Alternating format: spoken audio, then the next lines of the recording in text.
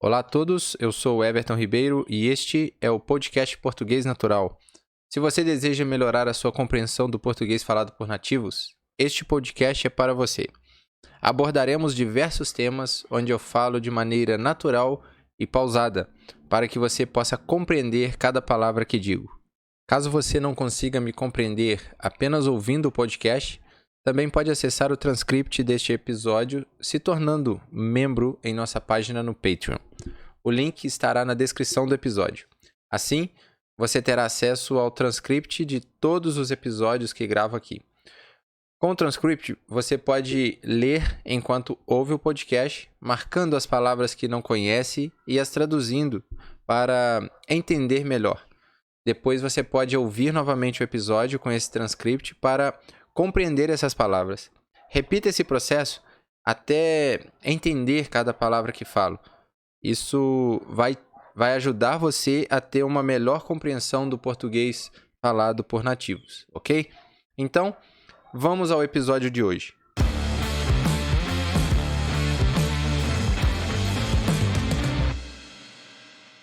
Hoje eu vou estar falando sobre o folclore brasileiro. É um tema cheio de mistérios que, para muitos, é uma realidade. Para quem não sabe, folclore significa um conjunto de costumes, lendas, provérbios, pensamentos e tradições de um povo.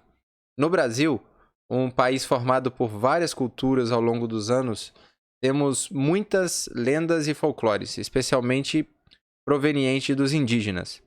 O folclore brasileiro é uma mistura de diversas culturas e esse conjunto forma o pensamento e entendimento, principalmente dos povos mais antigos do Brasil, das pessoas mais velhas.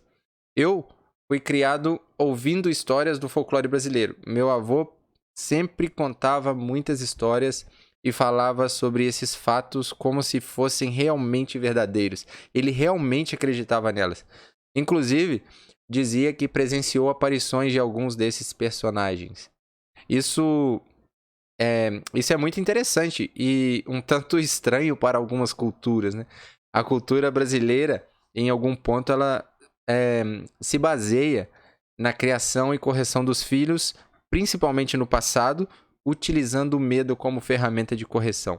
Meus pais e avós costumavam assustar minha família, incluindo meus irmãos e eu, com lendas e personagens folclóricos que apareceriam e levariam as crianças desobedientes. Assim, muitas crianças tinham medo de dormir sozinhas ou tinham medo do escuro.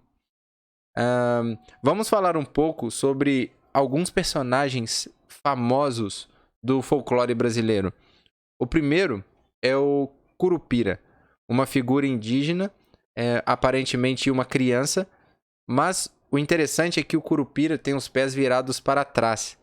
Sua função é proteger a natureza e castigar aqueles que caçam animais em excesso ou maltratam os animais da floresta.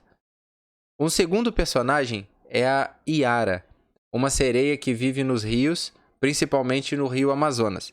Ela possui uma voz encantadora e seduz os homens, os levando a algum lugar para nunca mais retornarem. Temos também um outro personagem sedutor, o Boto Cor-de-Rosa. Diz a lenda que ele é um lindo boto que vive nos rios da região amazônica e, durante o dia, ele se transforma em um homem charmoso e sedutor, sempre usando um chapéu para esconder o topo da cabeça que ainda mantém a cor rosa de sua forma de boto. O boto cor-de-rosa é conhecido por seu poder de encantar e seduzir as pessoas, principalmente as mulheres. Ele é descrito como um excelente dançarino e conquistador, capaz de atrair e cativar o coração das jovens durante as festas à beira do rio. No entanto, a lenda também alerta para a cautela, já que o boto pode ser traiçoeiro e levar as moças, as mulheres, para o fundo do rio, nunca mais retornando. É uma história envolvente e cheia de mistério que faz parte da rica cultura do folclore brasileiro. O mais querido e famoso é o Saci Pererê, o menino negro que tem apenas uma perna e anda pulando com o chapéu vermelho na cabeça. Ele é conhecido por fazer muitas travessuras e é um guardião da floresta e dos animais. E por último, a mula sem cabeça, uma espécie de cavalo feminino sem cabeça com fogo saindo do pescoço. Segundo a lenda, ela era uma mulher que cometeu um pecado grave e foi decapitada, se transformando nessa figura assustadora que assombra as estradas escuras das cidades brasileiras. Então, esses são apenas alguns personagens. Existem vários outros. Esses personagens estão presentes em várias festas, festivais, filmes e novelas brasileiras, além de serem ensinados nas escolas. Se você quiser saber mais sobre o assunto, você pode assistir a série Cidade Invisível no Netflix, que explora muito desses personagens do folclore brasileiro.